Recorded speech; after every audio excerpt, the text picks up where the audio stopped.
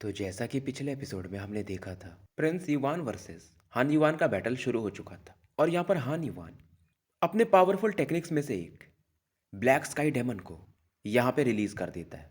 अब आगे जाव युवान इस स्पिरिट शैडो को देखता है और ये भी थोड़ा सा एक किलिंग और ऐसे फील कर सकता था।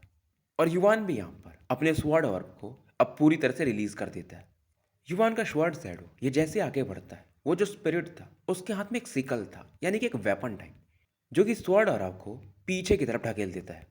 और ये सिकल ये फिर से आगे बढ़ता है और युवान पे अटैक करने लगता है। और ये जो ब्लैक स्काई डेमन था ये सच में काफी फास्ट था। युवान यहाँ पर युवान ब्रश के पावर को यूज करता है और एक पंच इस सिकल ब्लेड की तरफ बढ़ा देता है। हालांकि जब इसका अटैक टकराता है तो ये फील करता है मानो ये सिकल जो थी इसे भेद देना चाहती हो। और युवान का जो हेवनली सरपेंट की था इसे इस बार बचा लेता है।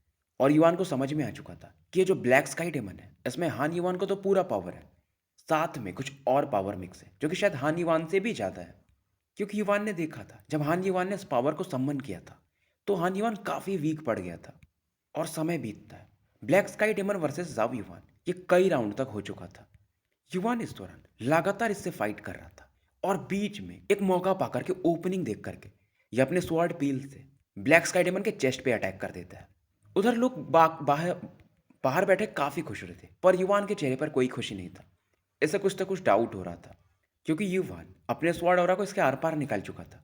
पर यह स्काई डेमन ये अभी भी एकदम पहले के जैसा ही था, यानी बिल्कुल भी वीक नहीं हुआ था। और दूर खड़ा हानिवान हंसता है कि पवेलियन मास्टर जाओ युवान, आपका ये टेक्निक सच में काफ़ी स्ट्रांग है, पर मेरे ब्लैक स्काई डेमन पे इसका कोई असर नहीं होगा। युवान इधर फाइनली फील करता है कि ये जो ब्लैक स्काई डेमन है इसके अंदर में एक स्पिरिट है जो कि इसको कंट्रोल कर रहा है। और अब इसे समझ में आ चुका था कि क्यों इसका पावरफुल अटैक इस पर कुछ काम नहीं किया था, क्योंकि जब तक अंदर का कोर रहेगा यह डिस्ट्रॉय नहीं हो सकता, यानी कि स्पिरिट कोर। इधर युवान प्लान कर रहा था और वो ब्लैक स्काई डेमन अपने सिकल के साथ युवान पे एक फिर अटैक कर देता है। युवान पीछे हट रहा था और सिकल लेकर के ये लगातार अटैक कर रहा था। उधर बाहर में खड़ी वो लड़की जुओया यानी फायर पवेलियन वाली वो हंसने लगती है कि इसके अंदर इतना ही दम है। हाँ, युवान ने तो ऐसे भगा भगा के मारा है। अब इसके बगल में इसका जो साथी था जूलियन वो ये कहता है कि इवन शायद हमारे सीनियर ब्रदर लू जायो भी होते तो शायद थोड़ा परेशान होते। युवान पीछे हट रहा था और ये ब्लैक स्काई डेमन एकदम इसके हेड को एम करके अपना सिकल चला देता है। युवान भी फाइनली इस ब्लेड को सीधा पकड़ लेता है। हाँ, युवान भी हैरान था क्योंकि सिकल में डेडली पॉइजन था और पॉइजन अगर किसी की बॉडी के अंदर एंटर किया तो उसका मरना यानी कि इंजर्ड होना तो तय था। और युवान इसे ब्लॉक करने के लिए यानी जो पॉइजनस औरत थी अपने स्वॉर्ड की को यूज करता है, पर हान युवान कहता है अब कोई फायदा नहीं। और ये जो पॉइजनस की था अब युवान के हाथों पे चढ़ने लगता है। और युवान एकदम शांत था और इस बार इसने जो स्वॉर्ड लाइट ऑरा यूज किया था ये पहले से काफी अलग था। अब ये जो स्वॉर्ड लाइट ऑरा थी ये क्रैक कर जाती है और बीच में से निकलता है एक लालटेन स्पिरिट फ्लेम जिसके अंदर था। और युवान ने ये ऑरा ब्लैक स्काई डेमन के कोर की तरफ बढ़ा दिया था। दूर खड़ा हान युवान यहाँ पर अपने हैंड साइन को मूव करता है ताकि ब्लैक स्काई डेमन की बॉडी को यह बचा पाए। हान युवान फिर भी हंस रहा था कि मुझे मालूम है कि तुम्हारा स्पिरिट ट्रांसफॉर्मेटिव स्टेज पे है, पर इस बीस्ट का कोर तुम अभी भी डिस्ट्रॉय नहीं कर पाओगे।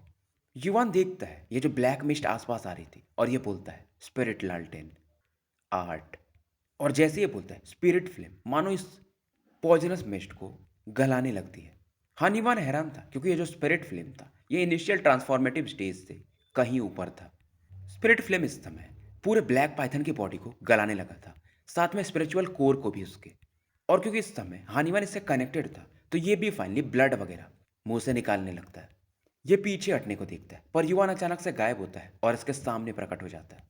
और युवान के हाथों में जो पॉइजनस की था उसे ये न्यूट्रलाइज कर चुका था। हाँ, युवान अब इसे हार मानना ही पड़ता है क्योंकि इसका जो किलिंग इंटेंट था, किलिंग अटैक था, युवान उसे समाप्त कर चुका था। और युवान को यहाँ पर ज़्यादा पावर यूज़ नहीं करना पड़ा, बस डेविल स्वेपिंग स्वॉर्ड ऑर्ब और साथ में स्पिरिट लालटेन आर्ट। युवान भी इसे थैंक्स बोलता है कि मुझे जिताने के लिए। इधर लोग काफ़ी चर्चे कर रहे थे युवान के कि इसका टैक्टिक्स गजब ही है। इसने स्वॉर्ड लाइट से तो अटैक किया था पर उसके बीच में वो स्पिरिट फ्लेम छिपा के रखा था। और शायद लू जायो भी जाओ युवान के सामने ज़्यादा देर मतलब टिक तो जाएगा ही, वो ज़्यादा पावरफुल है, पर इसके टैक्टिक्स को शायद ना समझ पाए। और ये सब बातें सुनकर के जुओया को काफ़ी गुस्सा आता है कि हाँ न्यूमैन, वो तो लू जायो के सामने मेरे टिक भी नहीं सकता था। इधर बिंगलिंग और कीशुई को दिखाया जाता है जो कि एक दूसरे की तरफ देखती है और रिलैक्स फील करती है। इधर लू जायो और मूलियू के बैटल को दिखाया जाता है। यहाँ पर मूलियू अपने फॉरेस्ट की को यूज़ कर रहा था और ऐसा कई सारे पेड़ वगैरह से लू ज़ायो पर लगातार अटैक कर रहा था। मूलियू फील करता है कि हालांकि इसने फॉरेस्ट बना करके लू ज़ायो को ट्रैप तो कर लिया है, पर शायद इसका फर्क ज़्यादा नहीं पड़ रहा है। यानी कि लू ज़ायो अभी भी किसी प्रॉब्लम में नहीं है। और मूल यूजरान फील करता है, अच्छा तो हान युवान हार चुका है।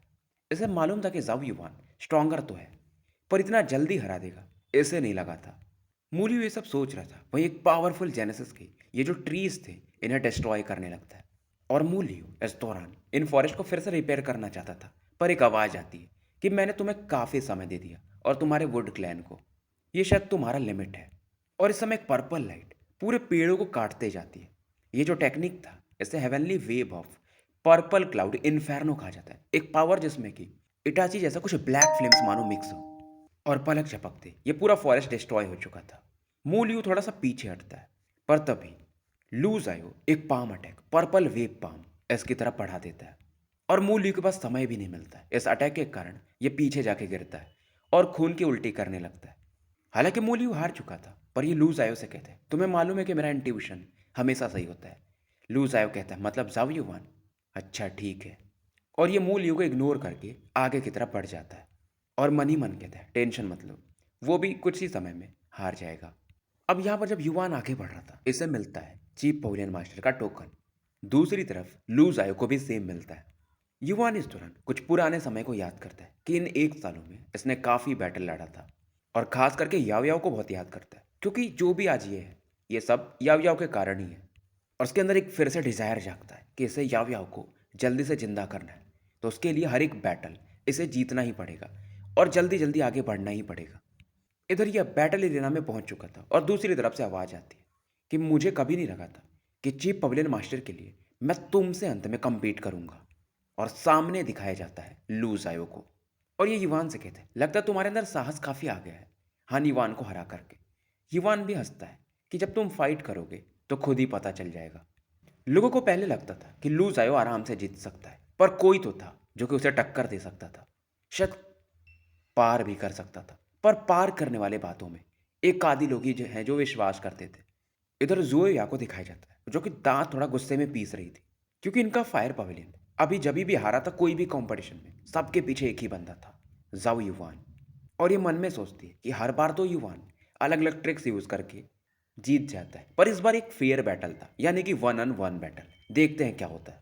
और इस समय कीश भी बिंगलिंग वगैरह थोड़ा सा नर्वस थी, क्योंकि सभी को मालूम था कि लू जायो काफ़ी पावरफुल है, पर विश्वास तो था इनको जाव युवान में।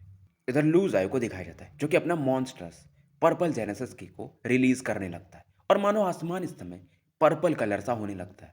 और इसके जेनेसिस की स्टार्स रफली जो थे वो 23 मिलियन के आसपास थे। युवान के भी बॉडी से इसका अज्योर सरपेंट की बाहर निकलता है, और इसके जेनेसिस की स्टार्स थे 21 मिलियन। और दोनों के जेनेसिस की ही मानो एक दूसरे से अभी फाइट करने लगे हों। इधर जावी युवान ये रुकता नहीं है, ये अपने विंड स्पिरिट रून और फायर स्पिरिट रून दोनों को एक्टिवेट कर देता है। जेनेसिस रून सब इसके 28 मिलियन के पार जा चुके थे। लूजायो भी शांत खड़ा था, और ये भी अपने फायर स्पिरिट रून और माउंटेन स्पिरिट रून को एक्टिवेट कर देता है। इसके भी जेनेसिस की 6 मिलियन से बढ़ के सीधा 29 मिलियन तक पहुंच जाते हैं। अब इस समय जो बैटल था अज्योर की वर्सेस पर्पल की के बीच में एक तरह से चल रहा था।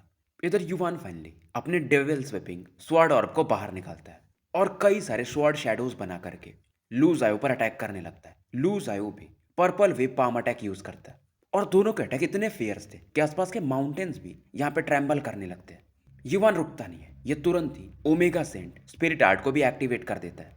और उसके पीछे में एक शैडो सा कोई खड़ा था जिसके पंख भी थे, और युवान इसे जैसे एक्टिवेट करता है इसका जेनेसिस की और बढ़ने लगता है। और अब जब ये स्वॉर्ड ऑर्ब को यूज करता है तो उसका पावर भी बढ़ चुका था। बहुत सारे एक्सपर्ट्स यहाँ पे हैरानी दिखाते हैं, क्योंकि युवान एक तो 28 मिलियन के जेनेसिस की स्टार्स, दूसरा 2 हाई लेवल के हेवन जेनेसिस टेक्निक्स यानी ओमेगा स्पिरिट आर्ट और स्वॉर्ड ऑर्ब, साथ में इसके डिवाइन ड्वेलिंग हाई लेवल के, और वो भी वेरिएंट क्लास के। लूजा इस अटैक को देखता है और ये भी अपने आसपास एक पर्पल लाइट का बैरियर बनाने लगता है, जैसे ये कहता है motionless purple light king barrier. ये भी एक हाई ग्रेड का हेवन जेनेसिस टेक्निक था, पर डिफेंसिव टाइप। अब युवान का जो स्वॉर्ड की था इससे लगातार टकराने लगता है। हालांकि बैरियर्स में क्रैक तो आ रहे थे और धीरे धीरे पतला हो रहा था, पर फिर भी यह बैरियर युवान के अटैक को झेल गया था। इधर बाहर में बैठे हान युवान और मूल लियो को दिखाया जाता है कि अगर ये वाला अटैक जो अभी युवान ने किया था, शायद ये दोनों भी झेल नहीं पाते। जुओ या उधर गुस्सा में ये बोल रही थी कि इसका बड़ा भाई यानी लू जायू ये अटैक क्यों नहीं कर रहा है या डिफेंस क्यों कर रहा है। अब इसके बगल में बैठा जू लिया, वो इसे समझाता कि बकवास बंद करो, जाओ तुम्हें कमजोर लगता है। हमारे सीनियर ब्रदर लू जायू अपना फुल पावर यूज कर रहे हैं ताकि उसके अटैक को डिसॉल्व कर पाए। अब जो या थोड़ा शांत बैठ जाती है। अब इधर युवान स्वॉर्ड ऑर्ब को फिर से यूज करता है इसे ब्लॉक करने के लिए। लू जायू यहाँ पर अपने पर्पल अटैक को यूज करता है, पर जैसे ही दोनों अटैक कोलाइड करते हैं स्वॉर्ड ऑर्ब की ऑरा तो गायब होने लगती है, पर बीच में से निकलता है स्पिरिट लालटेन आर्ट। युवान ने इस बार फिर से इस टेक्निक को अंदर में छिपा के रखा था। अब इसमें से निकलने लगते हैं स्पिरिट फ्लेम्स और ये लू जायू की तरफ काफी तेजी से बढ़ते हैं। और क्योंकि लू जायू का स्पिरिट अब इसका जेनेसिस की से कहीं ना कहीं कमजोर है, तो स्पिरिट फ्लेम्स इसे शायद जला सकते हैं। लू जायो हंसता है कि युवान मुझे पता है कि तुम्हारा स्पिरिट पावर स्ट्रांग है, तो तुम्हें क्या लगता है कि मैं तैयार होकर नहीं आया हूँ। और लू जायो यहाँ पर एक पर्पल वाटर रिलीज करता है जो कि स्पिरिट फ्लेम से टकराने लगता है और दोनों अटैक एक दूसरे को खत्म कर देते हैं। क्योंकि फिलहाल ये जो टेक्निक यूज किया था इसे purple sandalwood spirit suppressing water कहा जाता है, जो कि स्पिरिट फ्लेम का नेमेसिस है, यानी कि उसे कभी भी खत्म कर सकता है। और ये कहता है तुमने अब बहुत अटैक कर लिया, अब मेरी बारी। इधर जाओ इवान अपने आसपास के सराउंडिंग में एक अलग ही सेंसेशनल ऑरा फील करता है और ये पीछे हटने लगता है। लू जायो हंसने लगता है कि कहाँ जा रहे हो। लू जायो इधर हैंड साइन मूव करता है और जो 8-9 पहाड़ियाँ थे उसके अंदर से मानो लाइट बीम्स निकलते हैं और बेसिकली ये 9 एंशियंट बीस्ट थे। जू या जूलियन वगैरह तो इस टेक्निक को पहचान जाते हैं कि ये जेनेसिस सीलिंग टेक्निक है, 9 बीस्ट फॉर्मेशन। और जो या काफ़ी खुश थे कि इसके सीनियर ब्रदर ने फाइनली एक अच्छा मूव चला है और ये भी टेक्निक इन्होंने सीख लिया है और इसके हिसाब से बैटल डिसाइड हो चुका है। ये जो टेक्निक था हेवनली स्पिरिट सेक्ट का था और वो भी एक सीक्रेट टेक्निक। और लोग अब यही डिस्कस कर रहे थे क्योंकि युवान इस फॉर्मेशन में फंस चुका था, तो शायद अब ये बैटल हार चुका है। युवान भी देख रहा था, अच्छा 9 बिश फॉर्मेशन। अब इधर युवान पहले स्वॉर्ड ऑर्ब को रिलीज करता है और इसे 9 भागों में बांट करके इन 9 बीज की तरफ बढ़ा देता है। और युवान हैरान था, ये जो 9 बीज थे इन सभी का power advance divine dwelling stage पे था। और युवान इस बात पे हैरान था कि अगर एक दो को ये मार रहा है तो ये तुरंत ही रिकवर कर जा रहा है, यानी कि 9 को एक साथ मारना पड़ेगा और ये ज़्यादा देर तक इस बैटल को ड्रॉ नहीं कर सकता, नहीं तो फिर इसका जेनेसिस की काफ़ी खर्च हो सकता है। युवान फिलहाल थोड़ा सा पीछे हटता है। युवान पीछे भाग रहा था और ये 9 बेस्ड इसे अब लखेदने लगते हैं, यानी कि दौड़ाने लगते हैं। फायर पवेलियन वाले अब काफ़ी खुश थे, वहीं विंड पवेलियन वाले थोड़े टेंशन में थे। युवान भागते रहता है और उसके भागने के रास्ते अब कम होते जाते हैं, यानी कि अब एक पूरी तरह से ये 9 बीस से घिरा जा चुका था और अब दूरी काफ़ी कम थी और युवान भी एक डेंजर फील करता है। क्योंकि इस समय लूज आयो ये अचानक से गायब हो जाता है, इन बीस से नहीं बल्कि लूज आयो से ये डेंजर फील करता है। युवान समझ चुका था अब कोई रास्ता नहीं है। अब ये स्वॉर्ड ऑर्ब को फिर से रिलीज करता है, पर इस बार शायद इसने इसमें हेवनली युवान ब्रश का 6वां जो जेनेसिस रून पावर था स्पिरिट बरियर, ये भी उसमें यूज कर दिया था। अब ये जो पावर था इन 9 बीस्ट की तरफ काफी तेजी से बढ़ता है और इस बार जैसे ही अटैक टकराता है ये 9 बीस्ट काफी तेजी से चीखते हैं और एक ही साथ एक्सप्लोड कर जाते हैं और जो भी एक प्रिजन का शेप ले रहा था ये भी डिस्ट्रॉय हो जाता है। युवान यहाँ पर 2 और ग्रेड 6 के जेनेसिस बीस्ट के कोर निकालता है जो कि इसने अपने सीनियर सिस्टर से मांगा था, क्योंकि अगर इस बरियल टेक्निक को यूज करना है तो उसके लिए बीस्ट वगैरह का स्पिरिट क्रिस्टल लगता है। युवान ब्रश इसे तुरंत ही डिवोर करने लगता है और इसका जो 6th रून था ये और तेजी से चमक रहा था और ये फिर से बोलता है स्पिरिट डिवोरर। और युवान इससे ज़्यादा इस पावर को कंट्रोल भी नहीं कर सकता था, यानी अगर ये तीसरा बीस्ट को इस युवान ब्रश को खिलाता तो इस पावर को युवान भी नहीं संभाल पाता और इसका स्पिरिट अभी डैमेज हो सकता था। और इस समय युवान का पावर एक अलग ही लेवल पे था। इधर लूज आयो जो कि अचानक से गायब हुआ था, इस पावर को देखकर ये भी हैरान था और इसे समझ में आता है कि शायद जाव युवान ने जानबूझ करके खुद को कमजोर दिखाया था ताकि मैं इसके करीब जा सकूं। और लू जायो जानता था कि अब शायद ये कुछ कर भी ना पाए। ये तुरंत ही अपने जेनेसिस की को एक्टिवेट करता है और पहले अपना वही सेम पर्पल बैरियर बनाता है, पर इस बार इसका बैरियर पलक झपकते ही क्रैक कर जाता है और लू जायो एक पहाड़ी से जाकर के टकराता है। पहाड़ी भी ऐसा मानो धंस जाती है, आसपास पूरा धूल धूल हो जाता है। किसी को पता नहीं था कि अभी लू जायो ये जिंदा है या मर गया। लोग भी इधर हैरान थे क्योंकि युवान ने अचानक से इस बैटल को बदल के रख दिया था, क्योंकि थोड़ी देर पहले अभी युवान भाग रहा था। इधर एक हेवनली स्टेज का बंदा था और ये कहता है यार ये दोनों पूरी एकदम लोमड़ी के जैसे हैं। इधर जूया जो कि अभी तक स्माइल कर रही थी, इसका चेहरा देखने के लायक था और जूलियन ये तो कुछ बोलता भी नहीं है। इधर फाइनली ये लूज आयो ये थोड़ा सा बाहर निकल के आता है लोगों को जिन्हें की लग रहा था ये सीरियसली इंजर्ड होगा, पर वैसा कुछ देखने में नहीं आता है। और युवान इसके भी हाथों में थोड़े बहुत ब्लड को देखा जा सकता था, और इसका स्पिरिट पावर ये थोड़ा सा कम हो जाता है। हालांकि युवान रिकवर कर रहा था, लेकिन अभी जो इसने दो स्पिरिट बीस्ट को यूज किया था ये थोड़ा तो सही, पर इसके स्पिरिट पर टोल तो लिया ही था। युवान भी इस दौरान यहाँ पर जो धुंध वगैरह था जो कि लू जायो के आसपास था उसे क्लियर करता है, और ये भी खुद अवाक था। हालांकि लू जायो काफी इंजर्ड था और ये खून की उल्टी भी कर रहा था, पर इस समय इसकी आंखों में एक रूथलेसनेस को देखा जा सकता था। और ये युवान से हंस के कहता है, क्या तुम उस अटैक को फिर से यूज कर सकते हो? युवान भी कहता है, ट्राई करो, खुद पता चल जाएगा। युवान ने सीनियर सिस्टर चीजिंग से ऐसे 4 बीस्ट के क्रिस्टल्स लिए थे और 3 अब तक ये यूज कर चुका था, और एक अब ये यूज कर नहीं सकता था, नहीं तो इसकी स्पिरिट ये डैमेज हो सकती है। और युवान को यहाँ पर कुछ तो खतरा फील होता है। ये तुरंत ही अपने स्वॉर्ड की से लू जायो की तरफ एक अटैक बढ़ाता है, पर युवान तब हैरान होता है मानो लू जायो की बॉडी के आसपास एक ब्लैक स्मोक हो जो कि इसके स्वॉर्ड ऑरा को भी इस बार ब्लॉक कर देता है। और युवान का ये जो स्वॉर्ड पील था जिसके आसपास की ऑरा रहती है ये आगे तक नहीं बढ़ पा रही थी। युवान इसे फिलहाल अपनी तरफ खींच लेता है, और अब तो और ज्यादा हैरानी थी क्योंकि लू जायो के आसपास ये जो ब्लैक स्मोक था इसमें 9 हेड को देखा जा सकता था, यानी कि 9 सर। शायद ये इसका मेन ट्रम्प कार्ड था। और इस समय इसके आसपास की जो ऑरा थी ये काफ़ी केओटिक हो चुकी थी।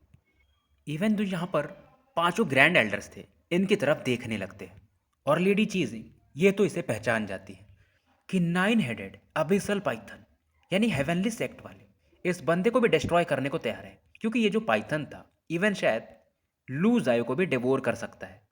ये समझ सकती थी कि लू जायो के ब्लड में इसे फ्यूज किया गया है। इसका मतलब सीधा था कि जुआन कुन ने ऐसा कुछ किया होगा, यानी कि ये जो ब्लड लाइन था उन्होंने ही दिया होगा। और जुआन कुन यहाँ पर एक्टिंग करता है कि मुझे नहीं पता था, इस कंपटीशन के बाद मैं पक्का इसे सजा दूंगा। पर चीजिंग समझ रही थी कि ये बेसिकली एक्टिंग कर रहा है। चीजिंग के पास भी ऐसा ब्लड लाइन है बहुत सारे, पर इन्होंने जाव युवान को नहीं दिया था क्योंकि इससे जाव युवान का फ्यूचर पोटेंशियल ये कहीं ना कहीं शायद कम हो सकता था। एल्डर मूनी इस समय देखती है, पर फिलहाल ये कुछ बोलती नहीं है, और ये जानती थी चाहे ये तीनों ग्रैंड एल्डर्स कितना भी उछलें, यानी कि चीजिंग के अलावा, क्योंकि चीजिंग को शायद ये मानती थी अगर सॉवरिन सुप्रीम सॉवरिन कांगयुआन वापस लौट आते तो इनको दब के ही रहना पड़ेगा। और मन ही मन ही थोड़ा घबराती भी थी कि कहीं कांगयुआन को कुछ हो ना गया हो, क्योंकि कहीं ना कहीं ये उन्हें प्यार तो अभी भी करती थी। इधर जाओ युवान को दिखाया जाता है, और लू जायो के इस फॉर्म को देखकर फाइनली ये भी थोड़ा सीरियस हो जाता है। लू जायो ये अचानक से गायब हो जाता है। जाओ युवान ये तुरंत ही पीछे हटने लगता है, और ये पीछे हट रहा था, और इधर लू जायो इसके सामने प्रकट होता है और एक पावरफुल फिस्ट युवान की तरफ यह बढ़ा देता है। युवान इसे काउंटर करने के लिए स्वॉर्ड पील को यूज करता है, पर जैसे ही इसकी जो स्वॉर्ड लाइट थी उस ब्लैक डेमन हैंड से टकराती है, इसका ये अटैक डिस्ट्रॉय हो जाता है। इवन इसका जो स्वॉर्ड ऑर्ब था इसकी भी ऑरा थोड़ी डिम हो जाती है, और जो इस अटैक का इम्पैक्ट था इससे काउंटर करने के लिए युवान अपने आसपास डिफेंसेस भी बनाता है, पर इसके डिफेंस भी टूट जाते हैं, और युवान लगभग 100 फीट पीछे जाकर के खुद की बॉडी को स्टेबलाइज कर पाता है। और अभी जाव युवान खुद को संभाल रहा था, तभी लू जायो फिर से इसके सामने प्रकट होता है, और इन कुछ पलों में ही ये दोनों लगभग 100 राउंड फाइट कर चुके थे, और फिलहाल जो अपर हैंड था वो लू जायो के पास था। जाव युवान यहाँ पर इसके हाथ से ब्लड आ रहा था, साथ में इसके बॉडी पर कई सारे मार्क देखे जा सकते थे, और लू जायो इसे कहता है या तो गिव अप करो या तो मर जाओ। और क्योंकि युवान गिव अप नहीं कर रहा था तो लू जायो को आता है गुस्सा, और एक पावरफुल ब्लैक जेनेसिस की का पंच ये युवान की तरफ बढ़ा देता है। पर युवान इस बार ये रुकता नहीं है, न तो पीछे हटता है, ये सीधा आगे बढ़ता है, और अपने अज्योर सरपेंट फॉर्म को ये एक्टिवेट कर चुका था, और इस बार इसके हाथों में वो जो ड्रैगन स्केल्स आते हैं यानी अज्योर स्केल्स आ चुके थे। साथ में ये मिथिकल सेंट बॉडी को भी यहाँ पे एक्टिवेट कर देता है, और जो इसके बॉडी में 200 के आसपास गोल्डन ड्रॉप ऑफ ब्लड होंगे उसका भी पूरा पावर इस एक पंच में युवान यूज करता है। और जैसे दोनों के पंचेस टकराते हैं आसपास एक मानो वाइब्रेशन अलग सा ही फैल चुका था। लोग यहाँ पर हैरान थे क्योंकि आसपास जो माउंटेन भी थे उसमें भी दरारें आने लगी थी। फाइनली आसपास का धूल शांत होता है, और दोनों बंदों को अभी भी दिखाया जाता है। दोनों के कपड़े यहाँ पे फट चुके थे, खास करके इनके हाथ। यहाँ पर तो ब्लड काफी ज्यादा था, इवन जो ऊपर की चमड़ी थी वो भी जा चुकी थी, और शायद इस वाले पंचेस में दोनों बराबर पर थे। और लोग युवान से ज्यादा प्रभावित होते क्योंकि लू जायो ये एक अलग ब्लड लाइन यूज कर रहा था, फिर भी युवान इसे काउंटर करने में सक्षम था। और अभी तो बस ये एडवांस डिवाइन ड्वेलिंग पे पहुंचा है, यानी कि बस 7 डिवाइन ड्वेलिंग्स इसने कनेक्ट किए थे। और वहीं लू जायो ये अपने 9 डिवाइन ड्वेलिंग को कनेक्ट कर चुका था। फायर पवेलियन के लोग यहाँ पर एकदम शांत थे, खास करके जोया। ये तो गुस्से में देख रहे थे, क्या यार ये बंदा, ये युवान, क्या ये अनबीटेबल है। और इस दौरान इसे ख्याल आता है कि अगर लू जायो हार गया तो इसे बदले में पहले तो की शुई को 10,000 कॉइन्स देने पड़ेंगे और बाकी चीज़ें तो अलग है। लू जायो को दिखाया जाता है जो कि यहाँ पर थोड़ी खून की उल्टी करता है और इसे काफ़ी गुस्सा आ रहा था क्योंकि ये फुल पावर अटैक यूज़ कर चुका था। फिर भी युवान इसके सामने खड़ा था और इसे ख्याल आता है कि अगर मुझे पता रहता कि ये युवान इतना खतरनाक हो सकता है तो फांग आओ जो था, जो कि अकेले युवान को मारने गया था, ये शायद उसके साथ गया होता तो शायद युवान आज खत्म हो चुका होता। और फिलहाल ये गहरी सांस लेता है और कुछ तो सोचता है। इसके बॉडी में जो दरारें थी ये कुछ हैंड साइंस बनाता है और यहाँ से ब्लैक ऑरा और भी ज़्यादा बाहर निकलने लगती है। और जो इसके पीछे में वो 900 पाइथन का जो शेडो था वो और भी गाढ़ा हो चुका था। और ये 900 पाइथन इस समय लूज आयो को काफ़ी तेज़ी से काटता है। और फिलहाल ये जो 9 ड्रैगन शेडो था ये सिकुड़ने लगता है, मानो लूज आयो की बॉडी में अब ये पूरी तरह से मर्ज हो रहा था। यानी जो पाइथन था इसकी बॉडी में मर्ज हो रहा है, जो कि बहुत बड़ी बात थी। और लूज आयो एक तरह से अभी एक स्नेक डेमन ही बन चुका था। और क्योंकि अभी यह हेवनली सन स्टेज में तो था नहीं, यानी कि ऑब्वियसली वो स्नेक ज़्यादा स्ट्रॉन्गर है। यानी कि अब जो लूज आयो बनेगा उसका दिमाग कम होगा और स्नेक का ज़्यादा होगा। लूज आयो अभी भी ये काफ़ी तेज़ी से युवान की तरफ बढ़ता है और एक पावरफुल पंच इसकी तरफ बढ़ा देता है और सांप की तरफ फुफकारते हुए युवान से कहता है, मरो। युवान इस समय अपनी जगह पे ही खड़ा था। लोगों को लगता है शायद ये डर चुका है। लूज आयो भी सेम चीज़ सोचता है और एक और पंच युवान की तरफ काउंटर करने के लिए, यानी कि दूसरा पंच भी बढ़ा देता है। युवान इस समय इसका पाम जो था यानी हथेलियाँ, उसमें एक हरकत सी होती है जो कि लंबे समय से मानो कोई पावर सो रहा हो, वो जागने लगता है। युवान की आंखों में एक ड्रैगन का शेप देखा जा सकता था और एक ब्लड किलिंग इंटेंस हो रहा, ये जागने लगी थी, जन्म लेने लगी थी। और ये कहता है क्योंकि तुम मरना ही चाहते हो तो मैं तुम्हारी विश पूरी ही कर देता हूँ। और ये था इसका पावर, ड्रैगन रिजेंटमेंट पॉइजन का, ड्रैगन रिजेंटमेंट ट्रांसफॉर्मेशन। क्योंकि याओ याओ की मदद से इसने इस ड्रैगन रिजेंटमेंट पॉइजन को भी टेम्प्रोरी रूप से सप्रेस तो कर ही दिया था। जो भी शुरू से देख रहे हैं उन्हें याद होगा। युवान के ऊपर में एक ड्रैगन शैडो तो बनता है पर इसमें एक अलग ही किलिंग इंटेंट था। और जो ग्रैंड एल्डर्स थे वो भी हैरान थे इस समय। और एक ड्रैगन ब्लेसिंग्स भी तो मिक्स था क्योंकि वो हुआंग के पास जो इसका ड्रैगन ब्लेसिंग्स था ये हासिल कर चुका था। और इस ड्रैगन ब्लेसिंग्स को देखकर, हालांकि इसमें किलिंग इंटेंट भी था ड्रैगन रिजेंटमेंट पॉइजन का, फिर भी ग्रैंड एल्डर मूनी ये काफ़ी सरप्राइज होती है कि ड्रैगन ब्लेसिंग्स जो कि बहुत कम लोगों को ही मिलता है, ये पावर काफ़ी मिस्टीरियस माना जाता है। युवान के आसपास जो पावर इकट्ठा हो रहा था ये इसके जेनेसिस टेक्निक का नहीं था, जेनेसिस प्रोटेक्शन का नहीं था, बल्कि इसके ब्लेसिंग्स का था। और ऐसा बंदा ये तो हुआन वन हेवन में भी टॉप रैंकर बन सकता है, यानी कि टॉप 3 में जा सकता है। और इस दौरान जो एक और ग्रैंड एल्डर थे बाई ये कहते हैं कि मैंने सुना है कि वो जो वुशियन रीजन की वू याओ है उसके पास भी ड्रैगन फिनिक्स ब्लेसिंग्स है। जुआन को इस समय शांत थे क्योंकि फिलहाल का जो सिचुएशन था इनके आउट ऑफ कंट्रोल जा चुका था। इनका प्लान एक तरह से युवान ने लगभग अब तो खत्म ही कर दिया था। युवान इस समय लू जायो की तरफ देखता है और एक अलग ड्रैगन की दहाड़ यहाँ पे सुनी जा सकती थी। इसके बॉडी से एक ब्लड रेड लाइट निकलता है जो कि ड्रैगन की शैडो में कवर्ड था। और इसका प्रेशर इतना खतरनाक था कि वो जो 9 पाइथन था हेडेड, वो भी इस समय कांपने लगता है। और इसे बढ़ते हुए देखकर लू जायो अब अपना पूरा स्ट्रेंथ यहाँ पे यूज करता है और इस ब्लड ड्रैगन से जाकर टकरा जाता है और अंदर ही अंदर चिल्ला रहा था कि इतना आसानी से तो नहीं हार सकता। और जैसे दोनों टकराते हैं एक अलग ही लेवल का यहाँ पर विस्फोट सा होता है। कई सारे पहाड़ समतल जमीन बन जाते हैं और धीरे धीरे जो ब्लड लाइट था ये उस ब्लैक लाइट को अब सप्रेस करने लगा था। लू जायो चिल्लाता है कि 9 हेडेड पाइथन क्या कर रहे हो, पूरा पावर यूज करो। तुम मुझे डेवोर करना चाहते थे ना, पर पहले तुम्हें इसे हराना पड़ेगा। अब 9 हेडेड पाइथन ये और भी ज़्यादा अपना प्रेशर यूज करता है। पर इस समय वो जो ब्लड ड्रैगन था वो भी इस चीज़ को समझने लगा था कि ये सांप और मेरे सामने, मैं एक ड्रैगन हूँ, ये मेरे सामने उछलेगा। और जैसे ही ये ड्रैगन अपने पावर को दिखाता है ये पाइथन फिर से सप्रेस होने लगता है, डर के मारे पीछे हटने लगता है। अब ये ब्लैक लाइट पीछे हटने को देखती है पर ड्रैगन रिजेंटमेंट जो पॉइजन था इसे पूरी तरह से जला के राख कर देता है। और जो भी अंदर में ब्लड लाइन था लू जायो की बॉडी में इसका, ये ब्लड ड्रैगन उससे भी अंदर तक जला के खत्म कर देता है। माहौल धीरे धीरे अब शांत हो जाता है और युवान के बॉडी के ऊपर ये जो जेनेसिस की था अब ये भी शांत हो चुका था। और इसका चेहरा इस समय काफ़ी वीक दिख रहा था क्योंकि युवान इस पावर को यूज़ नहीं करना चाहता था, पर फिलहाल इसे यूज़ करना पड़ जाता है। हालांकि लू जायो ये सच में काफ़ी स्ट्रांग था। लोग इधर हैरान थे क्योंकि बैटल अब खत्म हो चुका था और प्रिंस युवान इसे जीत चुका था। जाओ युवान लू जायो की तरफ एक अलग एक्सप्रेशन देता है क्योंकि लू जायो ये काफ़ी इंजर्ड था पर अभी भी जिंदा था और लू जायो को युवान को थैंक्स बोलना चाहिए क्योंकि इसके अंदर में वो जो 900 पाइथन था, अगर युवान उसे मारता नहीं तो वो लू जायो के माइंड के ऊपर कब्जा कर लेता और लू जायो एक तरह से खत्म हो जाता, यानी कि दास बन के रह जाता। पर युवान ने इसे बचा लिया था और ये मन ही मन याओ याओ को याद करता है कि अब ये धीरे धीरे आगे बढ़ने लगा था। यहाँ पे इसके जय जयकारे होने लगते हैं कि कॉन्ग्रेचुलेसन चीफ पवेलियन मास्टर, क्योंकि युवान अब चीफ पवेलियन मास्टर बन चुका था। स्टोरी यहीं समाप्त करते हैं और मिलते हैं फिर कल एक नए वीडियो के साथ।